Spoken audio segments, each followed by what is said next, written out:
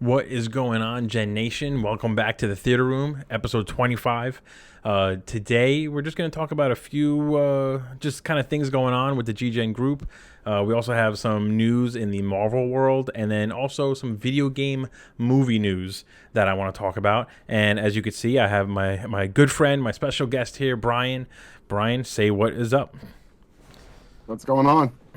So, Brian, explain to anybody who watches, listens, etc., why you're eligible to talk about anything nerd related.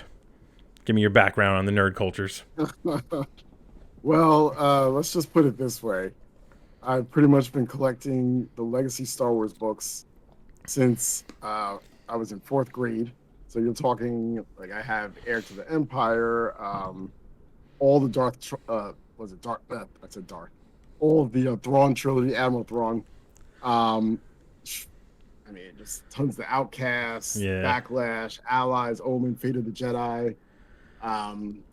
Stories regarding Darth Bane, the Rule of Two, all those, which I was definitely disappointed about when they decided to make those legacy and cut them out of the current canon. By the way. So these two movies were done on the Sci-Fi Channel a Okay. bunch of years ago, and they were better than the original, way better. And I recently liberated these from my parents' house. I had to bring them with me to my apartment. Liberated him. Because that's how good they are. You make it sound like it was a rescue mission. Pretty much. Because you cannot find these on, and I looked. I can't Anywhere. find them on Amazon, HBO, or any of those platforms. So What that's pretty funny. So what do you feel real quick then before we get into some of the other stuff? What do you feel about the new Dune movie? I know you've seen the trailer and it comes out soon on HBO Max. yeah, I mean, I'm excited. I'm looking forward to it. It looks like it's going to be really good. It looks like a badass movie.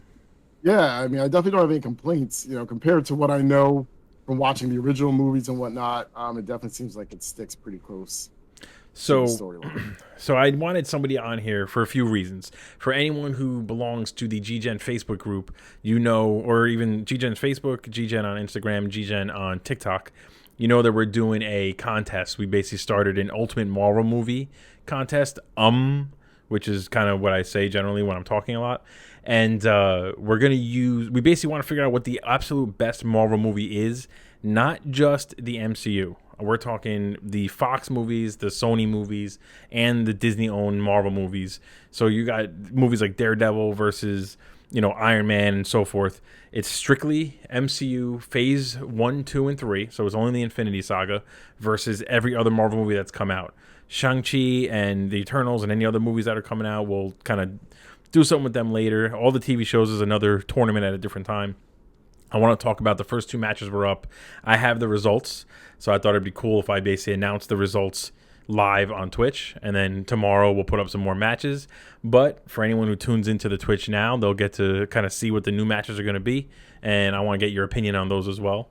We also have some big news on the Marvel front, talking about the superheroes. Some legal news, I should say, which we'll get into in a minute, and then there was a big announcement from the Nintendo Direct that for the Mario Brothers movie, which the long-awaited and probably highly anticipated Mario Brothers animated movie. I want to get your opinion on some of that too. I have what I believe is an unpopular opinion about those, and we'll get into those in a minute. Before we continue, for anyone who hasn't, like and subscribe. We're on all the social medias: TikTok, Instagram, Twitter, Twitch, obviously, Facebook, YouTube. We're GGE Network or GGEN, GGEN, Generational Gaming and Entertainment Network. We're basically on all the different sites, and generally on Facebook. There's a lot of action there. We got a lot of interactivity there. A lot of they're just a growing number of members, and that's where you can kind of get most of the news. TikTok also is kind of rapidly growing too, so jump in when you can. All right, let's see. I got people questioning what I'm streaming. Just jump into the stream. So for the first topic, all right, let's get into the more adult stuff before we get into the real nerdy things. I want to talk about this Marvel lawsuit.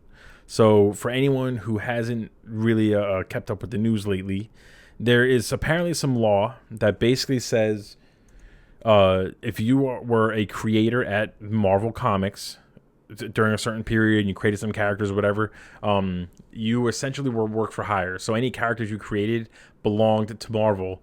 But after a certain amount of time passes, I want to say it was 25 years if I remember correctly, you can then sue Marvel to get the rights to that character back. And right now there was a bunch of lawsuits, or I'm sorry, the time frame was coming up on a bunch of major characters: Iron Man, Spider-Man, anyone that Steve Ditko and Stan Lee basically created for Marvel, which is a lot of the most popular characters. The time was coming up, so Marvel, if I'm understanding it correctly, I'm not a lawyer, Marvel decided that they were going to preemptively sue the estates to keep the rights to those characters. And they just filed this lawsuit like last week. So, what do you think about that? Are you on Marvel's side or are you on the family side? It's so, obviously there's the whole thing about, like, I guess, intellectual property rights and whatnot. And I mean, to be perfectly honest, if you work for Apple and you create an Apple iPhone, your family can't down the road, or let's say you create a new iPhone, right? Like, your family can't down the road just come back and say, "Oh, we want some shares of right. that phone because my dad created it." Real quick, because it's being... wait, I'm sorry to interrupt. Real quick, Scythe X, thank you for jumping into the live stream. He just mentioned he's on the Marvel side. I just wanted to throw that out there. Maybe that'll inform your opinion. But go ahead. Well, yeah, so like, right, your family can't just jump in and say, "Hey, my dad created this product, and now we want shares of it because it's doing so well," right? Or we want some of the profits. So I mean, from that standpoint, it's kind of like, right. Yeah, Marvel owns, those properties, right? But when you think about the human side of things, right, a lot of these comic book artists made next to nothing for characters and comics that became huge, and obviously these are properties that made billions of dollars over the years, and it's just like, a lot of the family members and the original artists just made nothing. Like, they did not get anywhere near what these properties were worth. And I'll say this too, in all fairness, at the time they weren't making that much. Right, they weren't worth that much. I mean, people got to remember, for anyone who doesn't really know, anyone jumping into the MCU now, you see Marvel as this behemoth, billion-dollar a movie kind of making machine. And what you got to remember, though, is that there was a time where Marvel Comics was selling the rights to these characters to studios because they were bankrupt and they basically needed to keep the company afloat. And if it wasn't for them desperately saying, "Look, here, just buy our stuff," we would never have gotten to a point where we have the Marvel movies like we do now. Scythe X just jumped on and said, "You were hired to do a job. You did it. It's the same with the music industry.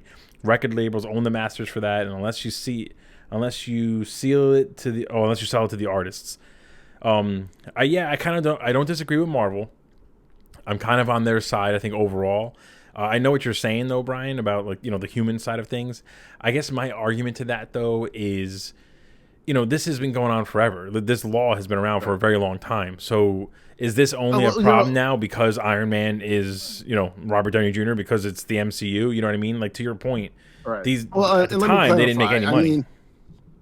I don't think I side with the family because they don't really have a leg to stand on, really, Right.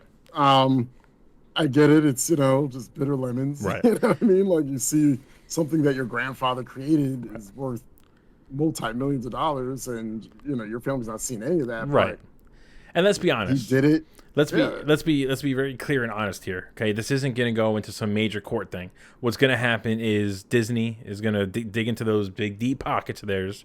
They're going to settle out of court, and these estates are going to make a pretty penny anyway, just to kind of keep it quiet and keep it from being a big thing.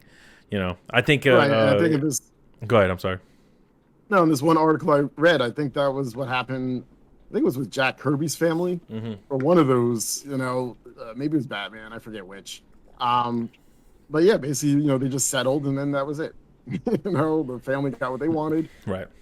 I feel like in this particular case, it only made headlines because it's it's these characters: Spider-Man, Iron Man.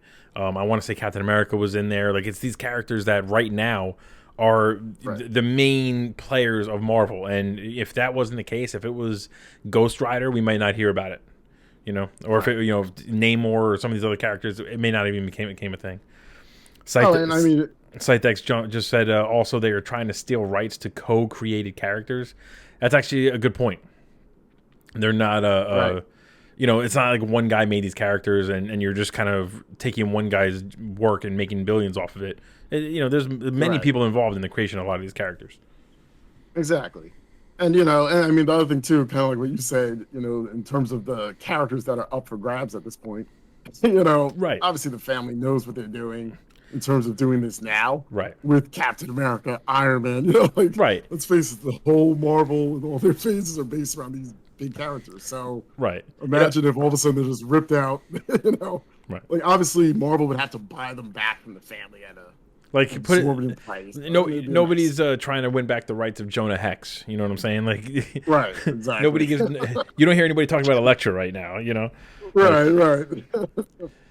But so I kind of agree. I think I think the media is making this a bigger thing than it is. I think a lot of people are fiending for some sort of news that has nothing to do with politics or COVID, and this is just like kind of a big story. In the long run too. Let's just say on the other hand, let's say Marvel loses the rights to these characters, and now they're kind of like we can't make any more movies with Spider-Man, Iron Man, and Captain America. Right. We've already seen them take some characters that nobody liked and turn them into A-list characters. Guardians of the Galaxy, people arguably never even heard of, and now they're basically like the face of one of the biggest franchises in the Marvel universe. So like they'll just kind of. The problem is, what? This could happen to any character that they bring up, right? Right. So anyone who created any of these characters, their family can come back. It's not so bad though. At some point and say. It's not so bad though if they make billions and billions of dollars for 10 years and then have to give the characters back and then just pick up new characters and start making billions again. I feel like Marvel's at a point too where they wouldn't even have to put much work into it. When Iron Man first came out, it was a risky thought to have Robert Downey Jr. play a character like Iron Man. Now, they could take any character, they can announce any random character and say, yeah, we're gonna make a movie about them, and the fans will be excited. The fans will go out and buy the comic books, they'll watch any cartoons, they'll get ready for the movie, and they'll come out and and that movie will make $1 billion, or as much as it can make in a post-COVID world. Right. I mean, honestly, at this point too, you figure Iron Man, Captain America, based off of the last Avengers movie, that came out, Endgame. Right. It's kind of come to a pretty nice close, so they could just leave it there if they really needed to, right? I mean, that is kind of true. I feel like so far we have what? Shang-Chi is the only movie. Shang-Chi is the only movie that's essentially kind of continued the MCU. Started a brand new phase. Right. Because I don't count Black Widow as phase 4. That's phase 3 in my opinion. Mm. And they've done a good job. But you're right. If they decided, you know what? We're done. We did what we had to do. We made history in theaters. I'm over it. They really capped off the Infinity Saga well, and I don't think anyone would be upset with them for doing that, for sure. Right. Did you see Shang-Chi, by the way? Hell yeah.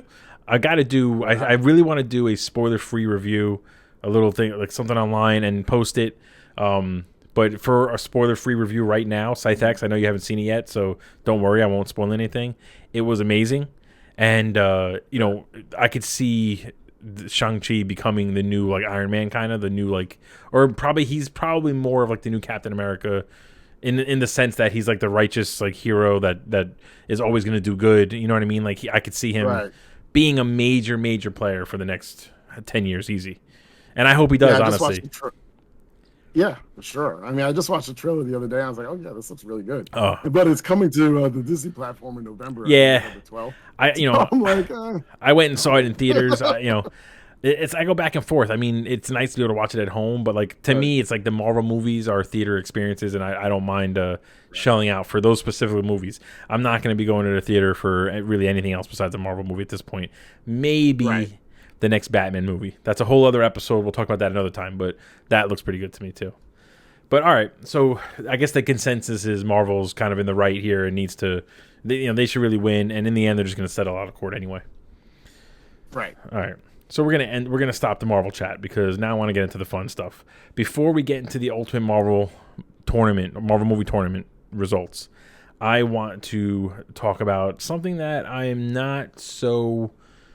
I don't know. There's something about it that I don't like, and I'm talking about the Super Mario Brothers animated movie. So this movie was, it was announced can a I while just back. Go ahead. can I just jump in and say right there? I think that it's an animated movie. That's the first thing they did right. That's the first thing they did. See, now I agree. So Scythe X, I know you're gonna jump in here at some point, but he wanted a live action Mario Brothers movie. I agree with you. You really can't do Mario justice in live action.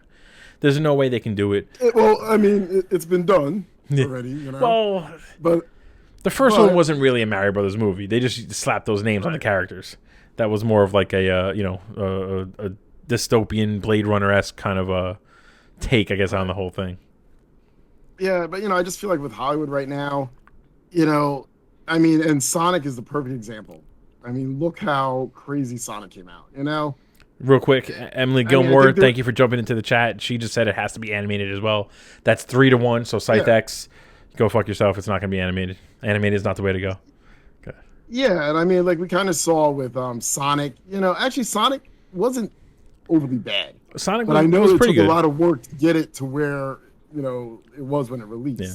Because I know people were not happy initially. And to me, with these very magical, types of worlds and stuff like that, to do it in live action, I really just can't. feel like the vision of a lot of these directors just isn't on the same page. I also think though, so I enjoyed the Sonic movie. A lot of it, me enjoying it, is because I have a 3-year-old who liked it also.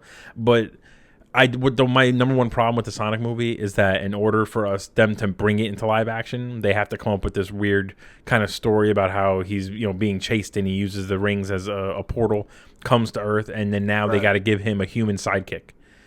And I feel like when they create these movies and they take them and make them live action, they think that we need to have a human character that's like shocked by what he sees in order for us to feel like we can connect with a character like Sonic. But especially with a character like Sonic, you don't need we all are ready to connect. We're going to the theater to root for this character. You can go right into, if you want to do like the realistic CG, the realistic CG, go for it. But I don't need the James Marsden character. I don't need his wife. I don't need Robotnik to be human. Like we don't need an origin story for Robotnik before he's fat and called Eggman. Like all that stuff is not necessary. The people going to see this movie are fans, or they're kids who are going to become fans. You don't need the explanation. And I think with Mario Brothers, the mistake they made in the first one is they needed to ground everything in some sort of reality.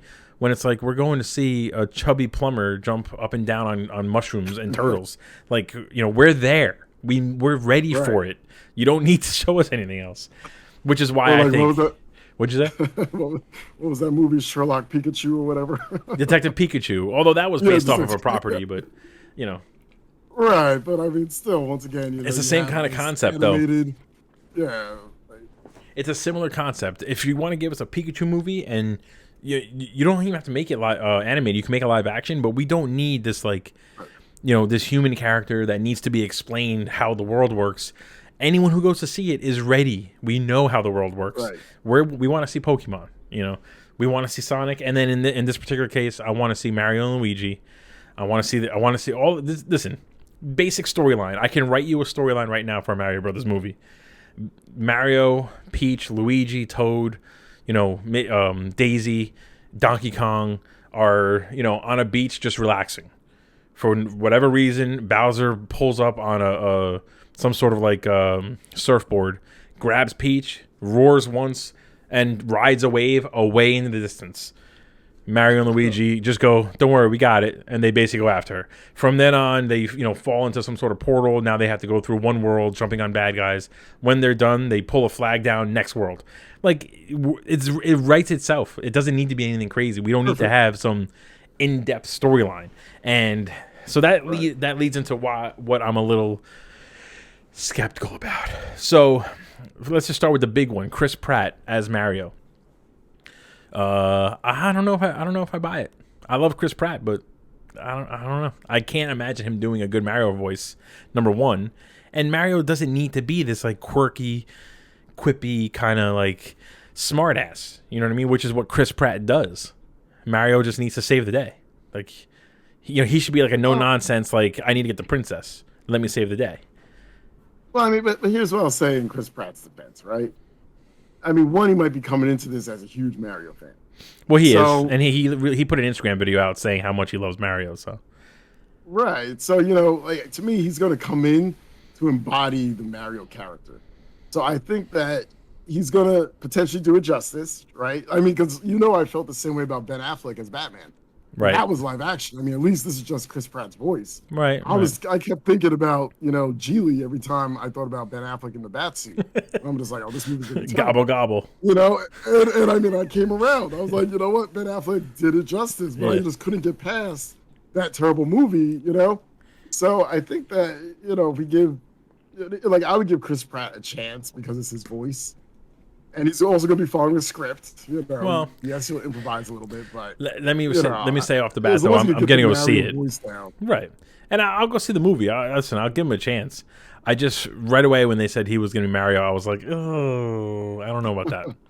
Only because like Right. you don't pay somebody that much money. He's an A-list actor. You know what I mean? He doesn't Right. sign on for $500,000. He's signing on for millions, and you don't pay Right. somebody that kind of money without giving him like a meaty kind of script and a lot to talk about and let him ad lib and tell jokes and whatever. And Mario is just not like, to me. This is just my opinion, but Mario is not the, he's the leading man for sure, but he should be more of like this, the very dedicated, like, I need to go save Princess Peach. I don't want to see him as like the smart ass, quippy kind of, almost like Peter Parker character. That's just my opinion. But then like, so, and it gets worse from there. This is to me, I love the whole cast, but it just gets worse. Charlie Day as Luigi. Does that make any sense? It's Always Sunny in Philadelphia is the number one sitcom in my opinion, the funniest show ever. All right, I love everything Charlie Day does. It's the worst choice to make him Luigi. Luigi is a pussy. Have you ever played Luigi's Mansion? He's scared of everything. Like, and he's not like loud and obnoxious. He's more quiet, like, and he's just the guy who's just like, Mario, oh, like, can you just, like, he lives in Mario's shadow. I don't think they're gonna make him some sort of comic relief. I don't know. It's just not. I mean, when you said he's scared of everything, that immediately kind of made me think of Charlie Day, because like his characters usually are, he's like, kind of like afraid of everything, little, kind of bitch characters. I guess Scythe X just jumped in and said Charlie Day is going to be great, and this should have been live action. Animated is a disappointment. I don't think it's disappointment. I think the fact is animated is the right choice. I agree with you, Brian, but I don't know. I'm not right now. Charlie Day as Luigi doesn't sell for me, and let's just keep getting worse. Let's go. Let's keep getting worse. Jack Black as Bowser.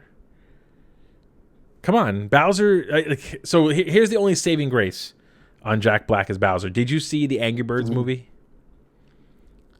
No, maybe parts of it. So in the Angry Birds movie, the big babam bird, all he does is grunt. Right. He grunts the whole movie, and you find out basically in the credits that Sean Penn plays the character.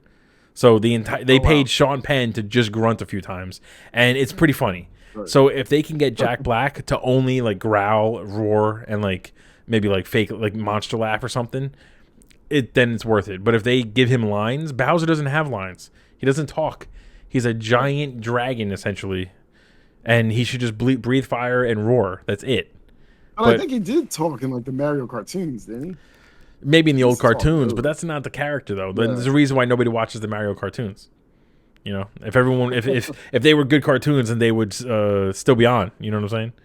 Right. Emily Gilmore just says, "I agree. Charlie Day is going to be great, and Jack Black going to be great, and Jack Black, but animated." So she's basically arguing with you, Cytex. I don't know. I feel like it's like the cast is too famous for these roles. Let's go another one. It's possible, yeah. Well, let's go another one. No, I'm saying that's possible. Seth Rogen as Yoshi. Right. Oh, I'm sorry, not Yoshi, as Donkey Kong. Yeah. When was the last time you heard Donkey Kong say anything? Diddy Kong? That was... Diddy Kong, all right, you can give him a voice. Dixie Kong, you can give him... Cranky Kong, you can give them all voices. Donkey Kong, though, does not talk. You know what I mean? Yeah. Like, I understand most of the characters, I guess, don't talk. Nintendo's notorious for not wanting to give their characters voices. But, like, just for 1 second, imagine in your head, just picture in your head, Donkey Kong smoking a joint and doing the Seth Rogen laugh. Does that seem like Donkey Kong to you? Yeah. I can't do it. Like, that's exactly what I thought of like when I saw that. I just immediately got Seth Rogen's head in my voice, and I'm like, voice in my head. And I'm It just doesn't. like, It just I don't doesn't. know about that one. It just doesn't make sense. Anya Taylor-Joy as Princess Peach, that one's fine. I mean, she can do that, no problem. I got to look it up real quick because I know Keegan Michael Key is in here, and there's a few other people, but I forget who He they're plays playing. Toad. Keegan Michael Key Key. plays Toad. So Yeah. again, why hire him to play Toad? I mean, maybe he's just gonna make some sounds, but I don't know. And Toad's just a big character, so maybe. I mean, obviously, like I think all these characters are going to be talking. Yeah. Considering that they have this high-profile cast, so they're all No, going to have some level of dialogue. And that's my problem. I think that's my biggest issue with this cast is that all these characters are going to be talking. Because why would you pay these people this money if you're not going to have them talk? Yeah, Keegan Michael Key is Toad. You got Fred Armisen as Cranky Kong. That's actually pretty good. Fred Armisen as Cranky Kong is pretty good. But now, so you have Cranky Kong in there, but you don't have Diddy Kong, who is more well known than Cranky. Sebastian Maniscalco as Spike. I mean, Spike is just a random enemy. Like they'll probably give him a couple of lines throughout the movie. That won't be anything crazy. Yeah, henchman. Yeah. I don't know. I feel like I think I kind of just said it. Now that we're talking about it out loud, I think I just said it. My biggest problem is that I feel like they've paid a lot of these big, well-known people. They're going to give them lines. They're going to have a whole script for all of them. And I don't feel like, the movie doesn't seem like it's going to be as focused on Mario and Luigi saving Peach as it should be. Right. Yeah, I mean, I feel like they could do it, but I mean, it's like one of those things, right? If they have that quote unquote witty banter as they keep the story going and they keep moving forward, I mean, in a way, it's kind of like a Guardians of the Galaxy, right? Like they have the nonstop back and forth, but the story keeps moving forward. Yeah, but that fits. I feel like that fits the style of an MCU, the style of the characters better, because in the comics they all talk. So you're not taking a bunch of mute characters that just grunt and roar and then giving them voices. I feel like when you look back on like the old Legend of Zelda cartoons and the Mario cartoons, none of them really are that great, and a big reason for that is because you're missing the point. The characters don't like their personalities are more physical, not necessarily vocal. Right. And if you're giving them all these well-known voices, then you're focusing more on like the vocal side of it. And Mario is a lot of, especially like the animations in the games, it's all slapstick humor. That's kind of the charm of the characters, So that's kind of what I want in the movie. But I guess you can't have a silent film in 2022, so. You need to put some people out there. I think that goes back to the original point. At least it's animated. Yeah. Because then at least it lends for a lot more, fantasy and different things to kind of come into play. Right.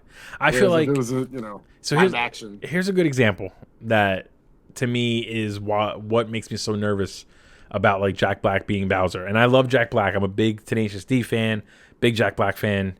I want him to be in everything. Same here. But in Wreck-It Ralph, Bowser's in Wreck-It Ralph. And all he does once is he doesn't even roar. He opens his mouth and spits out a few fireballs when he gets surprised by Ralph saying that he wants to leave his game or not be a bad guy anymore. That one scene alone, it convinces you that actually is Bowser from the Mario Brothers games. And it's funny. It gets the point home. There's not one line of dialogue. You put Jack Black in there. He needs to say something. Otherwise, what are you paying him for? Right. So that makes me nervous. Scythex just said, I just want live action. I could live without animation. I mean, I'll watch it, but meh. That's honestly, Scythe, that's my feeling too. I like the animation part, but everything else, I'm kind of like, I'll go see it because I want to support video game movies. I want Nintendo to come out with more things besides just the same basic video games for the Nintendo Switch. So I'll support it, but this doesn't so far sound like a good idea, a good start to me. That's just my opinion. Yeah. No, I mean those are fair points for sure. So, all right, those are our thoughts on the Mario cast. Let me know for anyone who's listening, anyone who watches in the future. Send me some messages, comment. Let me know what you guys think. And now onto the bread and butter, the Ultimate Marvel Movie Tournament. The first two matches are done, and let's see. I'm going to pull up the first one right now. Let's go with this one here. The first matchup I want to talk about, Captain Marvel versus Spider-Man 3, the Tobey Maguire version. So before I give the results, Brian, who did you vote for in this match? So I ended up voting for Captain Marvel. Okay. All right. I actually voted for Captain Marvel as well. and give me the reasons Yeah. why. Um, I mean, well, one big reason was that, the Captain Marvel movie obviously ties into the whole MCU universe. So, it played to me an important part in telling the whole story. Um, and it was a good storyline. I mean, I definitely enjoyed the movie. I enjoyed the character progression, how she develops her powers and, grows by the end of the movie. So yeah, I mean, those are kind of the biggest things for me. And I mean, that's not to say that I didn't enjoy Spider-Man 3 because Venom in Spider-Man 3 was awesome. I mean, that was the first time we've really seen Venom But was on he screen, awesome if I'm though? not Was mistaken. he just awesome because it was the first time we're seeing the live action Venom, or was It he was awesome definitely because he landed? it definitely kind of gets it because it's the first time we see the live action Venom, Yeah, for sure. yeah, Um, but I mean, Topher Grace didn't do a bad job as Venom. I mean, I think he had that jealousy thing down pat, that Venom always had against, Peter Parker. right. Whereas, I guess with the new Venom with what's his face? Tom Hardy. What's his name? Tom Hardy. That's more like Venom once he's kind of become, I guess you could say, good and reformed. Right, He's gotten over all right. his little petty jealousies. So, all right. So I voted in this case for Captain Marvel as well, mainly because overall Captain Marvel kind of I feel stuck the landing a lot better than Spider-Man 3. But the main reasons why I didn't vote for Spider-Man 3, I think Sandman is one of the best villains in any out of all the Spider-Man movies. Sandman is really one of the best realized villains. He looks phenomenal. He's a tragic villain. You kind of feel for his character. You want him to get away with it, and they didn't kill him off at the end, so you could always bring him back. So those three things were good. I did not. This is an unpopular opinion. I'm not a big fan of the black suit Spider-Man from that movie. Besides Right. the emo stuff, besides the dancing down the street and the hair and the eyes, I was gonna say that was the other thing that was big for me. no, that stuff is more funny than anything else. Besides all that stuff, I'm not a fan of the black suit having the silver webbing. I like the kind of solid black with the white spider, and that's it. So that's kind of what I wanted to see. And then for me, Venom is one of my favorite characters out of all kind of comic books. He's really just one of I think he looks the coolest. I like the viciousness, but I also like the anti-hero side of him when later on he becomes more of a good guy. But one of my favorite storylines or plots or whatever in any comic book is when Peter Parker, accidentally gets the symbiote and then it starts taking over and kind of making him more violent. He realizes it. He gets rid of it. Eddie Brock hates Peter Parker. The suit goes, oh shit, this guy hates Peter Parker. Let's join up. Like, it's just such a great kind of set or series of stories. And I was so excited that Spider-Man 3 was basically telling us that. But Topher Grace, I don't agree with you. I think he was terrible as Eddie Brock. The jealousy part, Right. fine, but I don't think he did anything that any other actor couldn't do. And he looked, I guess, okay once he turned into Venom completely. But, like, they kept, pulling the face back so you could see Topher Grace's face. And, then he kind of went out like a bitch at the end. I don't know. I did not like... I really feel like they they messed up one of my favorite characters. I mean, they maybe overdid the whole jealousies part a little bit. They just kind of made it very much like Topher just constantly missing the mark behind Peter Parker. Yeah. Just coming in and you know what I mean? And it was just maybe a little overdone. It was Also, too funny too. you know, They tried to make him too like, right, it is like, and flags or whatever, like all those stupid jokes. Like, right, Eddie Brock right. is supposed to be more of like a no nonsense kind of jerk to Peter, and like he just and plus on top of that, Eddie Brock is supposed to be this powerhouse, like a bodybuilder, someone who clearly has some Well, that's sort what I of was gonna complex say, and yeah. wants to like, assert his dominance, and that's something that the Venom symbiote kind of attracts, or is attracted to, Right. and you don't get that with Topher Grace. Come on. Right, and that's the one thing about Topher's Venom that I would say is that he was just too scrawny. Way too I scrawny. think they did make him a little bit bigger once he became Venom, but I mean, Venom, from the comics, is this massively muscular, just he towers over, dude, and he's basically like not the opposite of Peter Parker because obviously or Spider-Man because they have similar powers, but he's meant to be like almost like a corrupted version, and where Peter as Spider-Man is like a thin kind of scrawny guy but can move around quick, he's super strong. Venom is supposed to be this like hulking kind of beast that's almost shows you like kind of the worst sides of what having those kind of powers could be. And so I really don't like I it. agree with that. And then I also, knowing the behind the scenes of it, I didn't like that to me, the jealousy part, it wasn't built up enough. You know what I mean? We 3 movies in, like we should have had 3 movies of Eddie Brock falling behind Peter and just building that jealousy to make it make sense. You know, and I felt like they started off right. Right. I was gonna say that probably goes back to why I felt like it was a little overdone. Yeah, because they had to rush it in one movie to really make it believable why this guy hates Peter Parker. I agree 100%. You know? And even to be perfectly honest, in those Tobey Maguire movies, Venom shouldn't have been Eddie Brock. In Spider-Man 2, you know, Mary Jane was engaged to J. Jonah Jameson's son, who was an astronaut, who literally was flying into space. You set up the perfect Venom. Like, he could have crashed in the beginning of Spider-Man 3. Spider-Man goes to save him. He's already pissed off at Peter Parker for taking Mary Jane from him, like, you know, from Mary Jane running away from the wedding at the end of Spider-Man 2. And then he could have been the one with the symbiote at the end, and he could have turned into Venom.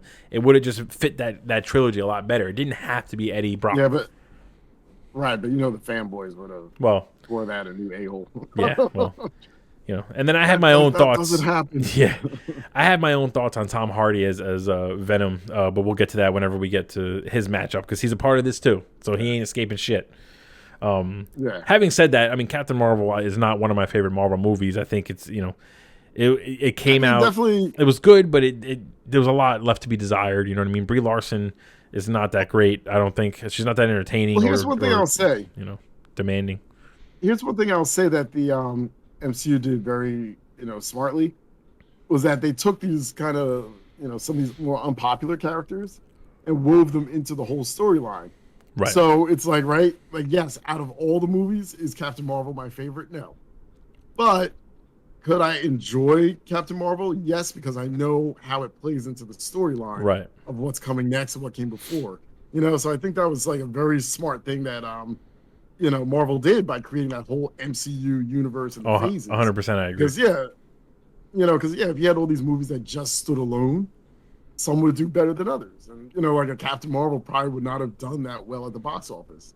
Yeah. But guess what? You need to see that movie in order to really understand how it plays into the larger story. Right. And then see the, you know, end scene and all that stuff. So I think one of the things that smart. They did a good job there. You know, I would love to be a fly on the wall, right, for the meetings with Kevin Feige, but I think one of the things that Marvel, I don't think they get enough credit for, is how they utilize the popular characters that also aren't the main characters. So in Captain Marvel's case, taking Nick Fury, who was pretty much unanimously so loved by the fans, to the point where the comic books, you know, changed their Nick Fury character to look like Samuel Jackson, and even Coulson, who again was just an immediate fan favorite, and, you know, people were kind of dying to see more of him on the big screen. You take those two characters and put them in Captain Marvel, now you have a whole bunch of people who are going to go see Captain Marvel just to see them again. So it's like she can't fail, you know. And the same thing happened with Thor 1 and 2. Thor Ragnarok, you know, they're thinking like, well, not a lot of people love the first 2 Thors. I don't know how are we gonna get people to come see it. And someone's like, well, what if we team him up with the Hulk the whole time? And immediately people are like, yep, I'm gonna go see that. And then it was a great movie on top of that. In fact, Thor Ragnarok is probably one of my favorite. One of the best, you know, one of my favorite movies out of the whole MCU. Yeah, Thor Ragnarok is a front runner to make it to one of the later rounds in the tournament. Now here's the results for Captain Marvel versus Spider-Man 3. On Facebook, Captain Marvel wins the battle 29-11. So they beat him pretty handily. So Captain Marvel wins there. On Instagram, hold on, let me switch to Instagram. On Instagram, Captain Marvel won again. It was, you know, a much smaller sample size, but Captain Marvel won there. So that's now 2-0 for Captain Marvel. And on TikTok, Spider-Man 3 won. 67% of people voted for Spider-Man 3 and to be better than Captain Marvel, which is a little surprising. I wasn't expecting that. I kind of thought unanimously Captain Marvel would just kind of sweep the board 3-0. But so Captain Marvel wins 2-1. Captain Marvel moves on to the next round.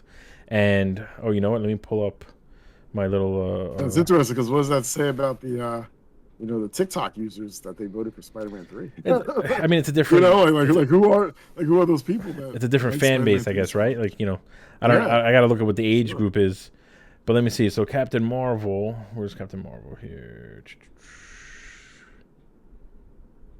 There's Captain Marvel, Spider-Man 3. So in the next round, they will face either Where is it at? They will face either Ant-Man and the Wasp or Spider-Man Far From Home. So they have a tough matchup in the second round, regardless of who moves on. Tough matchup. So that's Captain Marvel vs. Spider-Man 3. Now let's talk about the next matchup. This one is New Mutants versus Black Widow. Emily Gilmore is pretty happy that Captain Marvel moved on over Spider-Man 3. Oh, no, I'm sorry. She says, yay, TikTok. She actually is happy that Spider-Man 3 won on TikTok. That's pretty funny. So next matchup. Yeah, I'm not mad at that. I'm listening. I want people to.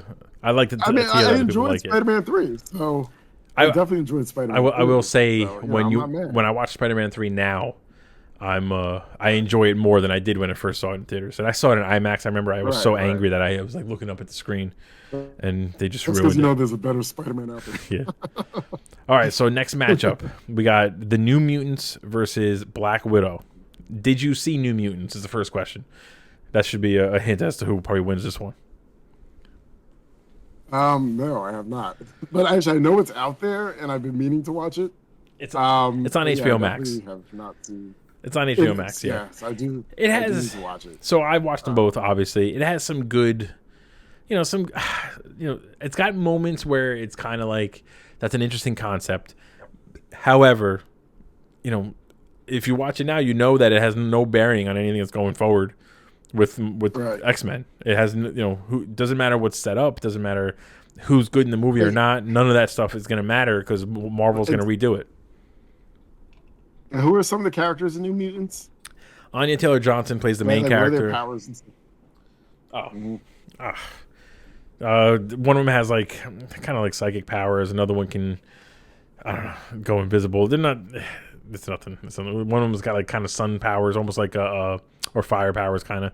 They're all over the place. One of them, the depression is manifested as a giant bear that attacks. It's not. It's not. It's no. Because I did watch some of those, like Marvel like mutant shows that came out that never did well.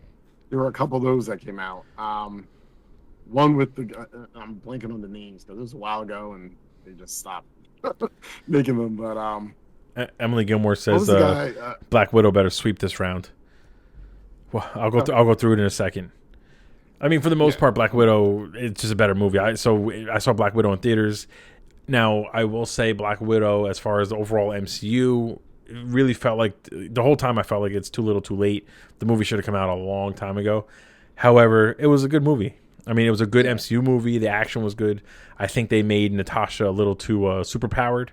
There's a few falls she takes where I'm just like, are you fucking kidding me? Like, you should have died from that one. You're just human. Right. Emily Gilmore says, lame-ass powers. This is Black Widow we are talking about.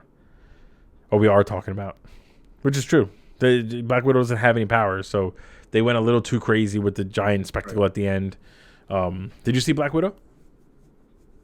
No, not yet. Oh, you didn't see either. Disney Plus on October. What is that? October 4th. So you didn't see Black Widow. So who did you vote for then? You didn't see either movie. Oh, I voted for Black Widow. Okay. Because I was like, new what? It's by default. Yeah. By default, you got to vote for. I mean, from the trailer, I knew that Black Widow was going to be a better movie that I would enjoy for sure. It was. Red Guardian was good. I mean, there's a lot to like. I think the Black Widow movie really felt more like a Disney Plus property. It shouldn't have been in theaters. And even, spoiler alert for anyone who hasn't seen it, even the post-credit scene links to, it's a minor spoiler, the post-credit scene links to a future Disney Plus show. So it just kind of connects the movie directly to a show. So it's like, just didn't feel like it had the stakes that you want in a Marvel movie. Right. So just go ahead, sorry. I mean, it was just kind of like what you were saying before, like New Mutants. I really just don't see that going anywhere. And, yeah. And it won't, though. It was basically known that it was the last X-Men movie to come out ever, and that there was not going to be any follow-up to it. Then, I guess if it did enough money at some point, Marvel would try to follow it up. But, the next X-Men movie is going to be some brand new property that Kevin Feige thinks up in his head. I'm sure they're already working on it. So just to go through the results on Facebook, Black Widow wins 23-7. On TikTok, on Instagram, Black Widow got all the votes. There wasn't one vote for New Mutants. And on TikTok, Black Widow also got all the votes. 100% of the votes went to Black Widow. So Black Widow sweeps it and goes 3-0 in the process. But I'm curious how much of that is just people not knowing what New Mutants is. I almost guarantee you most of the people who voted didn't even watch New Mutants. I know personally a lot of people who were like, yeah, I never even saw New Mutants. So it wasn't the idea. New Mutants was meant to be more of like a horror movie kind of superhero thing, and the idea of that is phenomenal. They just didn't really do it well, and a lot of that was probably just rushing to get it done just to make some extra money by Fox. So who knows? Right.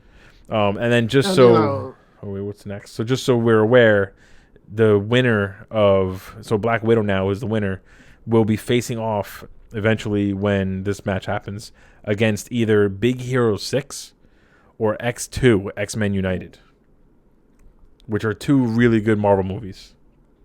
Mm-hmm. And Brian, since you're here, so so those are the results. Nothing too surprising, honestly. I feel like I could have guessed that Black Widow and Captain Marvel would have moved on.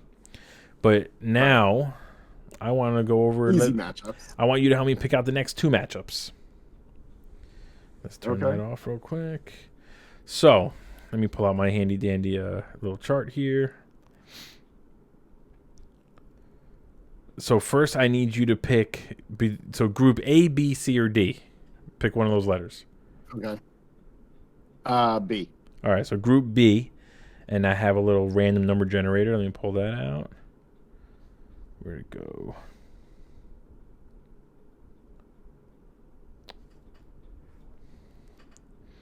Let's see. I'll let you pick the actual random number. Let's do it this way.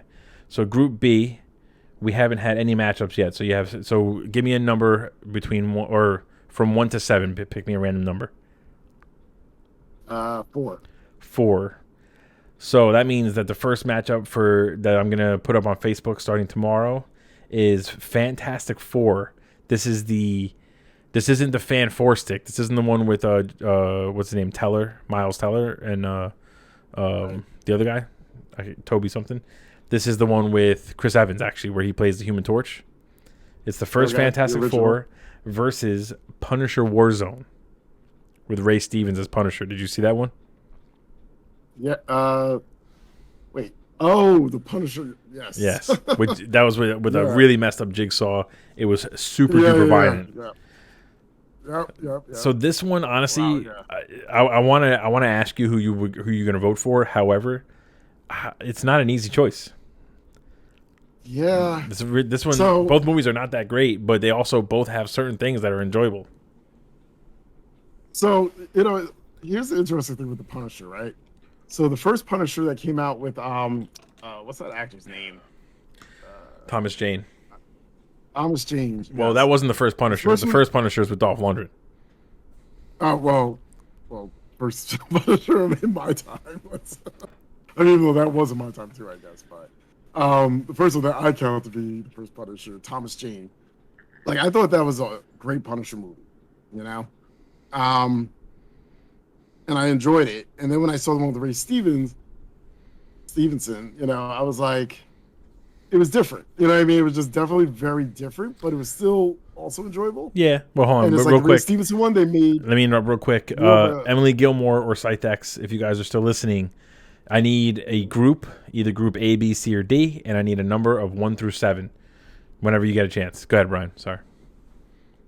Yeah, so the Ray Stevenson Punisher, was definitely more like a comic book movie. Yes. And that's what I really got out of that, So they were kind of very different, and I definitely enjoyed them both. So yeah, I mean, to your point, I feel like the first Punisher movie with Thomas Jane, they really spent a lot of time to try and get you to feel an emotional connection to the Punisher. And in the second one, they were basically just like, look, this guy kills people for a living. This is what he does. Like, let's just kind of enjoy the violence. I mean, the Thomas Jane Punisher, like, you were like, this guy's a badass. Yeah. He just came out and just kicked ass. So, yeah. That was cool. And then you saw the progression, though, right? From him being the family man to that.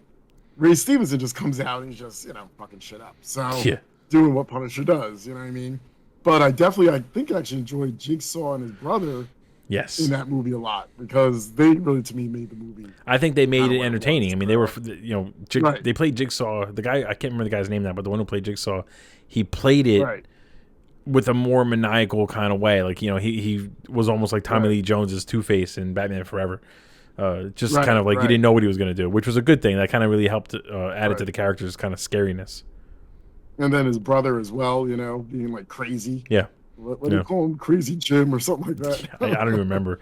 I'm going to have to rewatch it. Honestly, I'm probably going to have to rewatch both of these movies. And the Fantastic Four is on Disney Plus.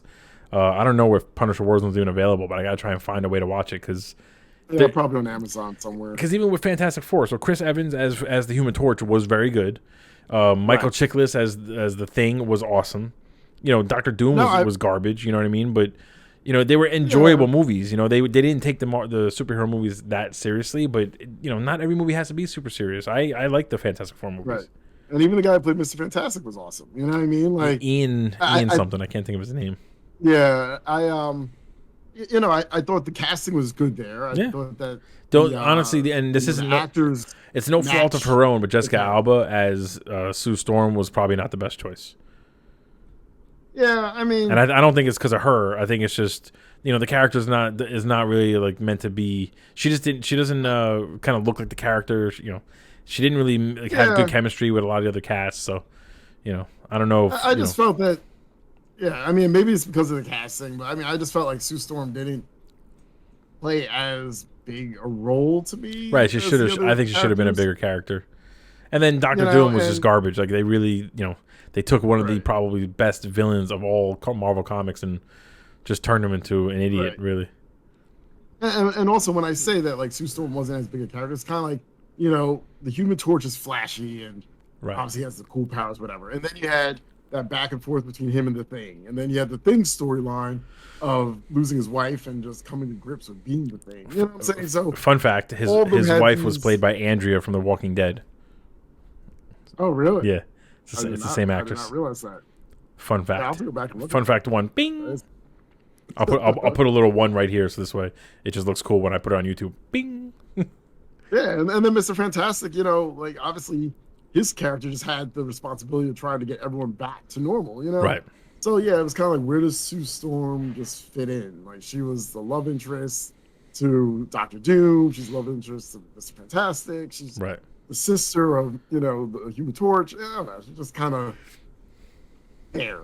I guess you could say maybe she's the glue that holds everyone together. But maybe. That's about it. So, all right. I didn't get a number or a group. So, Brian, I'm going to come to you again. Give me a group, A, B, C, or D. So, we already had a group B matchup. So, let's go A, C, or D. Give me one. Let's go with D. D. And in this one, we have... There were no other matchups. Perfect. So, give me a number 1 through 7. Pick any one of those numbers. 6. Number 6. Oh, this is a good one. I was waiting for this one. Sure. This one is going to be X-Men Origins Wolverine versus X-Men First Class. Ooh. It's a good one in the sense that it's kind of a no-brainer. I know what's going to win. I know what I would vote for anyway. Yeah, I think I have a good idea what I would vote for sure. So lock it in right now. Let's lock in your vote. Who are you voting for? I mean, I guess I'd have to say Wolverine. What? No. Over First Class? Wait, is this the... No, this is... Make sure I'm not confusing. No, this isn't Wolverine. This isn't the Wolverine. This is X-Men X-Men Origins Wolverine. Oh, that was that first one with Brian, what's his face? Right. The second one where he's in Japan, that's just called the Wolverine. There's no X-Men Origins. Yeah. This is the one where he has the animated claws. Right. Okay, yeah, no. So then I have to go with the X-Men first. All right, good, because I was about to be like, bro, I don't think I'm ever having you on the show again. Emily Gilmore locked in her vote to First Class, which I agree with. First Class is what I'm voting for too, 100%, all the way. Yeah. I can't see First Class not sweeping this one. Stop making so many of these movies over and over and over. Like, or just come up with better names. You know what I mean? Right. Exactly. But this is like X-Men Origins Wolverine was such a good idea at the time. And I remember I was so amped for the movie. I was like, this is going to be phenomenal. This is a great idea. Let's do this. Right. And then it came out. And I'm a big fan of Gambit, right? And the comic books. And I'm just going to say this, for the people who are listening or who watch in the future. Gambit can't make things float. Any future producers for Hollywood movies, he doesn't make things float. He doesn't throw cards in the air and have them slow motion in an arch and then just kind of force push him off his hand. That's not what he does. Right. He adds kinetic energy to something, makes it explode or an explosive, and then he throws it with precision. That's what he does. He's like Bullseye, just at much kind of maybe not as accurate. The first time Taylor Kitsch, who I love Taylor Kitsch as an actor, when he lifts all the cards up and they go in slow motion, I was like, what the fuck is that? And then I'm gonna stick with Gambit for a second. 2 seconds later, he gets elbowed in the face by Wolverine in an alleyway. They cut to Wolverine and Sabretooth fighting, and then they cut back to him running along a rooftop, and he helicopters his way down with his friggin' bow staff and just makes everything explode around him. He doesn't do that. Like, oh god, it was so frustrating. They ruined so many things. The Blob. The Blob isn't a character that just gained some weight. Like his superpower was that he was this big mass of a person, and you couldn't hurt him. That was his superpower. I did like that scene though. Well, did you call me Blob? Yeah, I will say, it's a funny scene. It's a funny scene for sure. And then the piece de resistance, without a French accent, is Wolverine's claws being so badly animated. Like they were bright. There was no reflection of anything. Like it just looked so bad. It was such a major movie when it came out. And then Deadpool. I mean, I'm glad that Ryan Reynolds retconned that and killed him off. I was gonna say exactly. That's exactly why Deadpool. So many bad things, man. I thought Liev Schreiber was really good as Sabretooth, and I wish they brought him back. Hugh Jackman's always good as Wolverine. Even in that movie, he's still playing the character well. You know what I mean? But I mean, so see, here's like that thing, right? So I feel like Liev Schreiber embodied the character and the essence of Sabretooth. But was it Triple H when he played Sabretooth in the original X-Men movie? That wasn't Triple H. He looks like him though. That was a different wrestler. Hold on, I'll get his name. Oh, okay. Okay, yeah. But that guy who played Sabretooth in the original X-Men movie embodied the body. You know what I mean? So it's always like, it's like they can't get everything. Because like Sabretooth is just a hairy beast of a motherfucker. Like that's who and what he is. Hold on, Sabretooth. Because he is basically like an animal. Tyler Mane played Sabretooth in the original X-Men movie. Right. So like if they could have gotten like a Tyler Mane or had Liev Schreiber look more like Tyler Mane, Sabretooth, I think would have been perfect. I'm a little concerned. I feel like for whenever they reintroduce Sabretooth into the live action genres with the Marvel movies, I'm a little concerned they're going to go the full CG route. I don't think you need to do that. I agree with you. Tyler Mane looked 100% looked awesome as Sabretooth. They just, I think the problem there though is they didn't give him like a character. They didn't take him seriously. He was just a henchman for Magneto. And the good thing about X-Men Origins Wolverine is that they understood that there was a good story there between Sabretooth and Logan or Wolverine. They just didn't, they didn't land it.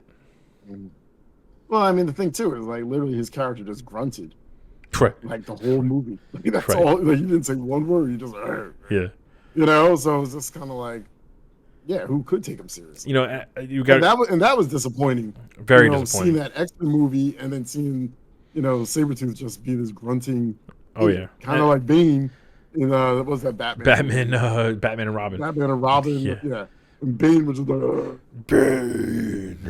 Right. Yeah. Come on. I think you can't take awesome characters like that and just boil them down to this.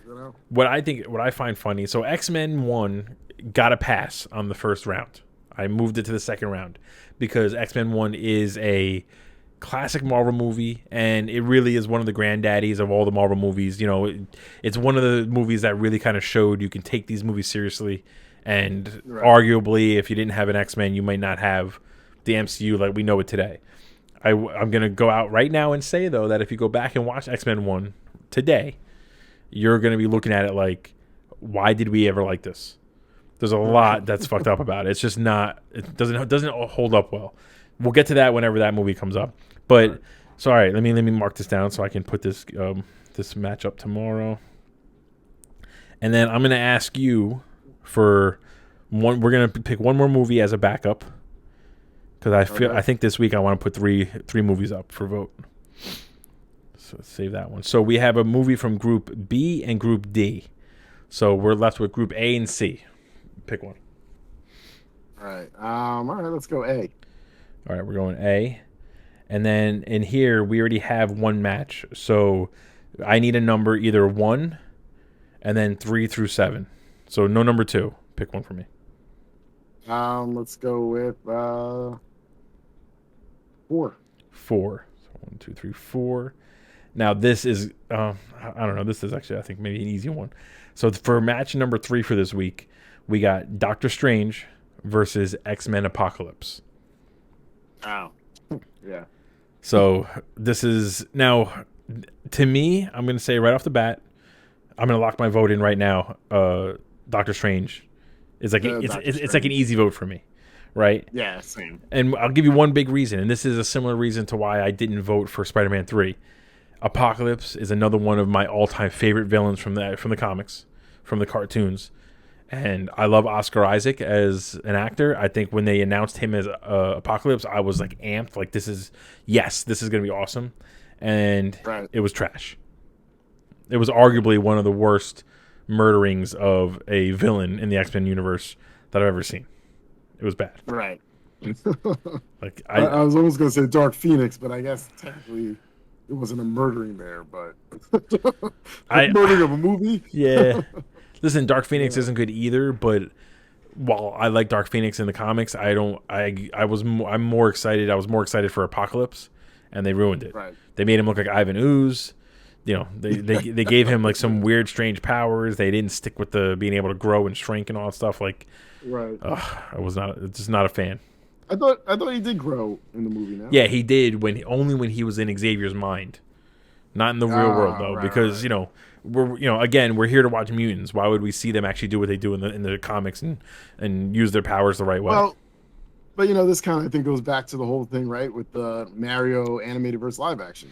Yeah. So it's like when you do these movies like live action, right, and you're crossing that realm, even though X-Men takes place in the comics in the live action setting. Mm-hmm. But when you really bring it to the big screen, it's kind of like, I feel like they get trapped in like, what's believable and how many other problems are we going to create if we make, Apocalypse super big, and it's just like, why didn't you just step on everyone? You know what I mean? It's something like that. Right. So they just stay away from certain things just because it'll open up, I think. I agree. And I guess they do have to, they have to think about what problems they can cause in the future, especially with these kind of movies. Right. It's just Apocalypse he's the man. He was such a cool character in the comics and in the cartoons and stuff, and I don't know. For sure. It was a big letdown for me. I mean, there's a lot of it problems, and we'll probably, I want to do another live chat about it next week, so we'll get into more details about it next week. But actually, when I see stuff like that and an awesome character that's just destroyed in the movie, to me that just signals they didn't know what to do with the character. Right. They didn't know how to handle the character properly. And so that's why the movie ends up garbage.